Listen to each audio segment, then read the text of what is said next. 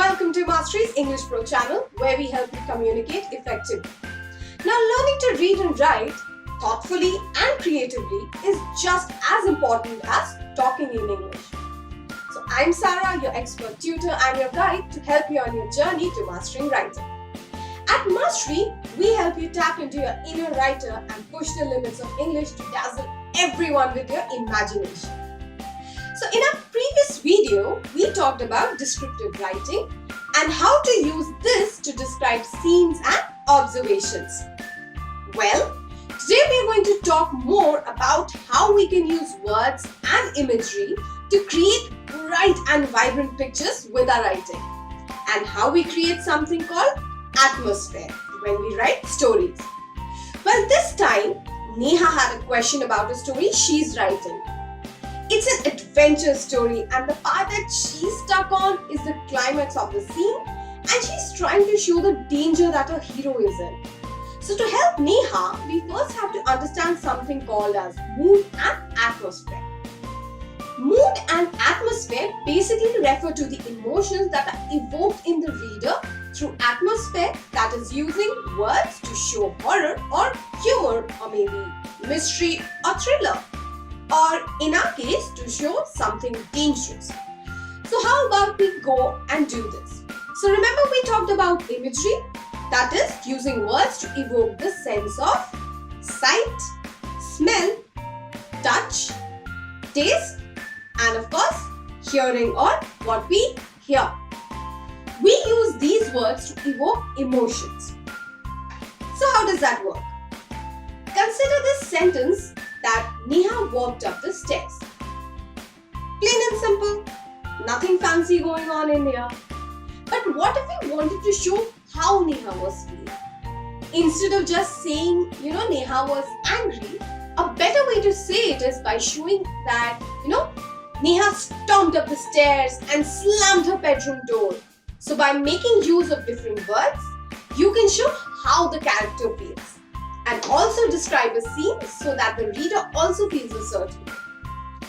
Take for example how different a park can seem during the day versus how it looks at the night.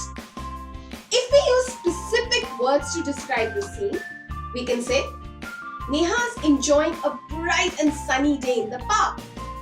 But what if I said, Neha stepped out at the dead of the night, making her way to the park.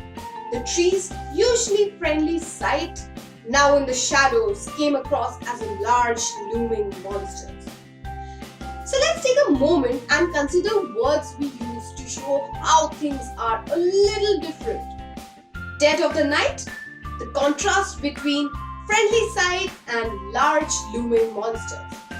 All these words give the effect that something spooky is about to happen, and as a reader, you are waiting in anticipation to see if something happens.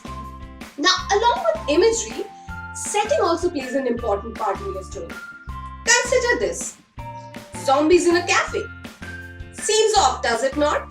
But a zombie in the graveyard makes more sense, even if it's a little cliche. But settings also influence the atmosphere of the story you tell. The atmosphere is often tied to the characters and even your theme. So for example, maybe you wanted to write a story about perseverance. The setting could be a mountaintop to show someone how they have overcome great difficulties to scale an unscalable peak. Or if it's a story about love and sacrifice, the setting could be of someone having to leave home to go out to war or to another country. In this way, the setting makes just as important as imagery for your story. So always remember to use imagery, setting and word choices to add mood and atmosphere to your stories. Well, if you remember, we started talking about how Neha needed help with her story. She needed to figure out a way to show her hero is in danger. So now that you know how to write something that shows danger, why don't you help Neha out by writing a story of your own that is an adventure story? Share your stories with us on our Telegram channel or in the comments below. And don't forget to subscribe using the bell icon. I'll see you guys next time. At our Telegram channel, I can help you answer any doubts you have and give you exclusive one-on-one advice. I'll be there answering any questions you have, giving you expert advice, and what's more, It's all free. So follow the steps and start your journey to becoming an expert communicator. Go to Telegram and search for English Pro by Mastree. Tap join and welcome aboard. I'll see you guys there.